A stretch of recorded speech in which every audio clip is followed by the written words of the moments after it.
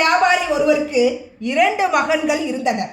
அவர்கள் இருவரும் தந்தைக்கு உதவியாக கடையில் இருந்து கொண்டிருந்தனர்.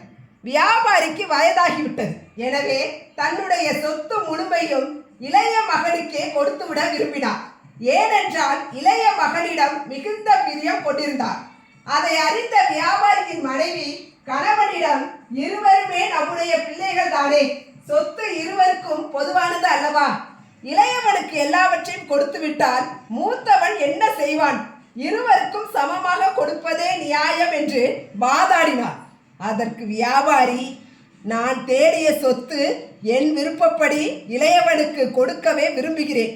இந்த செய்தியை நம் மக்களுக்கு தெரிவிக்க கூடாது என மனைவியிடம் எச்சரித்தார். மனைவி தன் வேண்டுகோளை கணவன் ஏற்காததால் மிகவும் வருந்தி அழுது கொண்டிருந்தார். அப்பொழுது குடும்ப நண்பர் ஒருவர் வந்தார். வியாபாரியின் மனைவியை பார்த்து, ஏன் அழுது கொண்டிருக்கிறீர்கள் என்று கேட்டார்.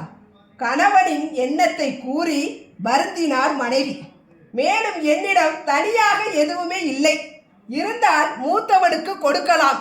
என் துயரத்தை போக்க வழி எதுவும் தெரியவில்லை என்று புலம்பினார். அம்மா, நீங்கள் கலங்க வேண்டாம். துன்பம் தீர வழி ஒன்று உண்டு. அதாவது இளையவனுக்கே சொத்து முழுவதையும் கிடைக்கப் போகிறது. மூத்தவனுக்கு எதுவுமே இல்லை என்பதை இப்பொழுதே அவர்களிடம் தெரிவித்து விடுங்கள். அப்போதுதான் பின்னால் இருவரும் சமாதானமாகி விடக்கூடும். இல்லை என்றால் பிரச்சனையில் முடிந்துவிடும் என்றார்.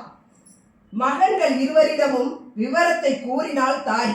இளையவன் சொத்து முழுவதும் தனக்கு கிடைக்கப் போகிறது, அதில் அண்ணனுக்கு ஏன் பங்கு கொடுக்க வேண்டும் என்ற எண்ணத்தில் கர்வமாக இருந்தான்.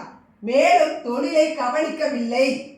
சொத்தில் தனக்கு பங்கு இல்லை என்று தாய் கூறியதும் மூத்தவன் அப்பொழுதே வீட்டை விட்டு புறப்பட்டு அயலூர் சென்றான். அங்கே தொழில் பயிற்சி பெற்றான். வியாபாரி இறந்து போனார். இளையவன் தொழில்முறை தெரியாததால் சொத்து முழுவதையும் இழந்து உணவுக்கே வழியில்லாமல் திண்டாடினான். மூத்தவன் தொழில் பயிற்சி பெற்று பணக்காரன் ஆனான். தாயையும் ஆதரித்து கொண்டான்.